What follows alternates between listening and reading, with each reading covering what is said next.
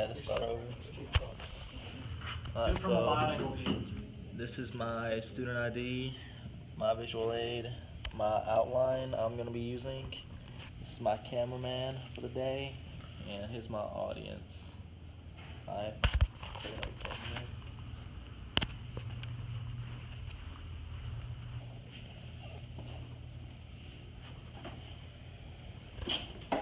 Ready. Alright.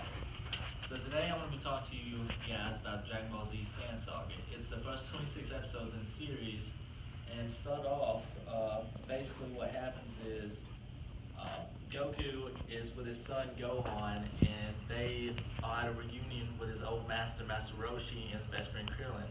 Well, all of a sudden, this guy shows up, and he's in the sky, and he's claiming to be Goku's biological brother. His name's Raditz. He asks Goku why he hasn't taken over the planet yet, and he grabs Gohan and says, "If you don't kill 100 people, you'll never see your son again," and then just flies off. And then Piccolo, Goku's rival, shows up. He says, "I'll help you fight him because we can't beat him alone." And they head up to where Raditz is. And Raditz decides to go on in a spaceship so he can't get out. And Goku and Piccolo start fighting Raditz, but they're no match for him. Like, they can't compete with him. And basically what happens is Raditz is beating up Goku. Gohan starts crying. He gets really mad and busts out of the spaceship, hits Raditz, and hurts him really bad. And Goku takes the opportunity to wrap Raditz up in a full Nelson and hold him down while Piccolo charges up his attack. Piccolo then hits him and manages to kill Raditz, but also kills Goku. And what happens next is when Raditz dies, they learn that there are two more Saiyans coming to the planet to basically come for the Dragon Balls, which are these mystical balls that are on planet Earth that can grant any wish. And they plan to use the Dragon Balls to get immortality. And Goku is in the afterlife now, and he's going to head to King Kai's place to train. To get to King Kai's place, he has to go into this really long road called Snake Way, and it'll take him about a year to get there. In this time, Gohan and Piccolo out-train the wilderness. Piccolo believes that Gohan's the best bet for being Saiyan since he was able to hurt Raditz so bad, and he takes him under his wing. The other people, the other Earth Spiders, including Krillin, Master Roshi, and them, go to Kami's place. Kami is like the god of Earth, to train under Mr. Popo and Kami.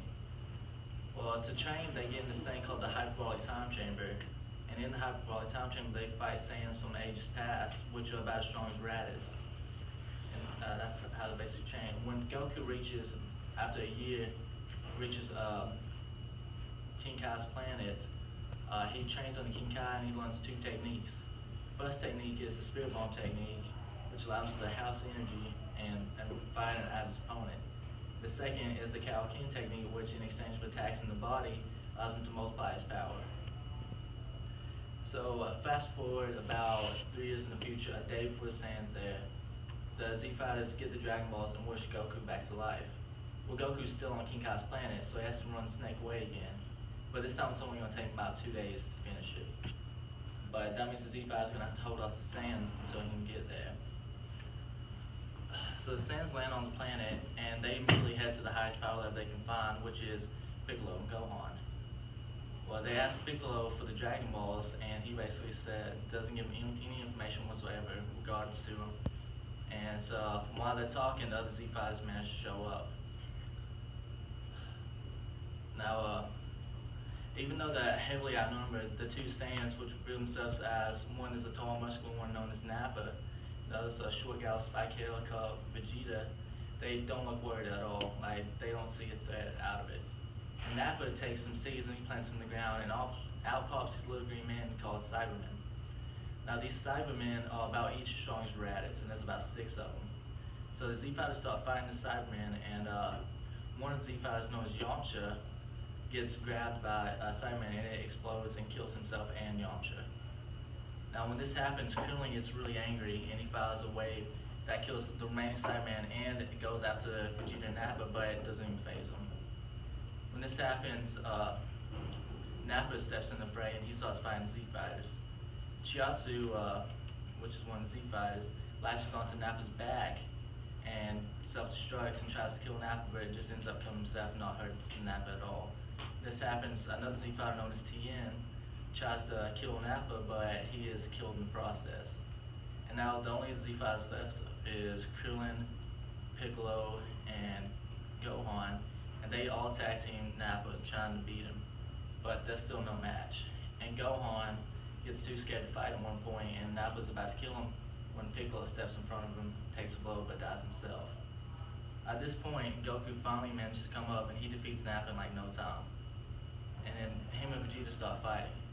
Now the fight's pretty even at first, but Goku eventually gets the upper hand using the Kaioken technique.